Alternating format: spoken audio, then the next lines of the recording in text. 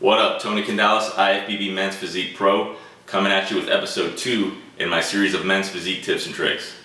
Now today, I'm really excited about the episode because we're going to cover my personal favorite topic, training, alright? I'm going to give you 3 tips today to give you an idea of what I do during the off season, during a bulk, versus during contest prep, right? What my different splits are, I'm going to detail that for you. We're also going to talk about what you should be thinking about doing or what you might want to change up a week or two before your show, you know, when you're really depleted, when you're working on your conditioning and you may not be as strong as you were a few weeks before that. And then finally, I'm going to talk to you about what I like to do during those 2 days pre-contest when my coach doesn't have me doing any training. I'm going to share with you what I do to kind of keep myself hard and really get myself really nice and full for the show. Let's go ahead and get started with tip number 1. Alright, so I want to share with you the different splits I use while I'm bulking during the off season versus during contest prep, right? I kind of drastically changed my training regimen around and I want to detail that for you today. So when I'm on a bulk during the off season, I like to do more of a push and pull sort of scenario, and here's the details on that. So you'll see where I like to hit back and chest on one day. The next day I'll hit shoulders and arms, right? On day 3 I'll hit legs, and then basically I start over again, right? So I'll hit back and chest again, shoulders and arms and legs, right? So if I take a day off, and I don't always take days off, but if I do, it'll be right after legs, right after day 3, and then again it kind of starts to cycle over. Now a lot of people are going to say, hey, you know, that's a lot of volume, isn't that overtraining, right? I'm here to tell you I don't believe in overtraining. All right, I don't. I've done it, you know, pretty much my entire training career. I've made a lot of my best gains when I'm really pushing a lot of volume, and I'm really hitting those muscle groups 2 or 3 times a week. So, you know, I don't believe in overtraining. It's worked for me. If you haven't had that sort of intensity before, you know, a lot of people like train one body group once a week. Give it a shot for a couple weeks, see if it works for you. The other thing too is, you know, people sit there and say, hey, well, you know, aren't you going to get injured? You know, aren't you tired? You know, you have to listen to your body. You know, again, don't believe in any of that, okay? My body is from my neck down, okay? It has no thoughts, right? Everything comes from up here, okay? I tell my body when I'm done, okay? I tell it when it's over, right? When I want it to stop. It doesn't tell me, okay? So the whole notion of listen to your body, overtraining, all that stuff, I don't buy it, okay? That's what's helped me, you know, keep my intensity up. I do a lot of volume during those sessions. I may do 30 sets in each of those muscle groups. So I'll do 30 sets of back and 30 sets of chest in that one day. Yes, I'm in the gym for 3 hours, all right? Again, that may seem like a foreign concept to some people, but, you know, it really works well for me. And it's something that, like I said, helps me see some really good gains and really fairly quickly as well. So if you haven't tried that sort of split before, check it out. Give that a shot. Now, during contest prep, right, I like to switch things up a little bit. I usually don't have as much energy, right? I can't really go for 3 hours in the gym. So at that point, I actually switch to one muscle group per day. And that'll usually allow me to hit every muscle group once or twice a week, right? Depending on whether I take a rest day or whether, you know, I don't, right? I can usually hit something twice a week. And what I'll do there is try to target, you know, where I see my deficiency, right? If I'm trying to bring my shoulders up, I'll make sure I get those twice a week. Everything else once a week. My back, you know, whatever it may be. So here's the split there.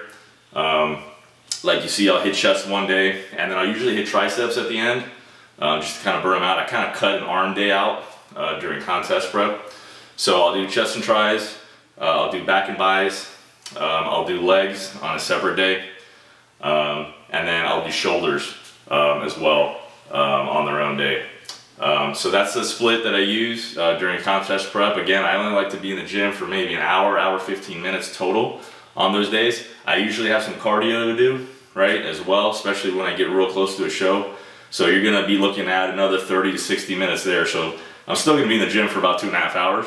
But obviously I can't go 3 hours like I was before and then another hour of cardio, because that would be pretty crazy.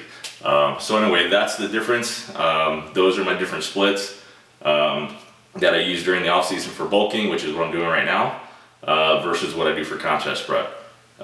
Check them out, give them a shot, see if it works out for you. All right, let's talk a little bit about what I like to do the last few weeks before a show, maybe 3 weeks or so out from the show.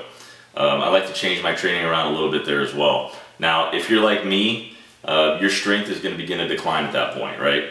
Your body fat's pretty low, you know, you're depleted. You may be adding some more cardio, right, which is further exhausting you.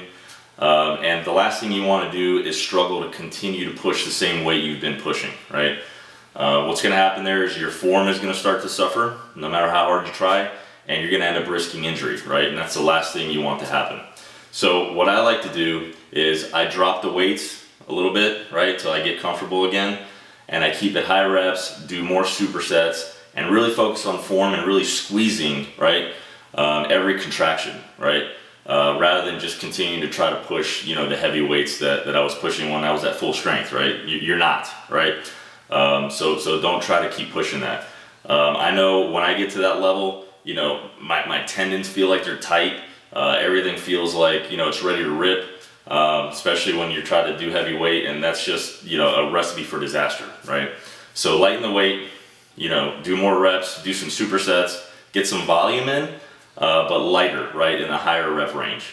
You know, my coach, the first time I went through a show, I said, hey coach, you know, we have to do something, I'm getting really weak. And, you know, he gave me the best piece of advice I think he gave me during the whole prep was, he said, hey, this isn't a powerlifting competition, right? He goes, this is about you forming your physique and coming in at your best. Nobody's going to be lifting weights on stage. Nobody's going to see how much you can lift at this point. So, you know, I kind of took that to heart. And it was hard for me because I like pushing a lot of weight. But I really kept the weight down, reps up. It works out really good for me. So give that a shot. Again, the last thing you want to do is get injured. Just go with the flow. Trust me, your strength is going to come back after the show, you know, once you start eating again. And kind of get back on more of a normal diet. So again, lighten the weight, higher reps, more volume. Don't hurt yourself.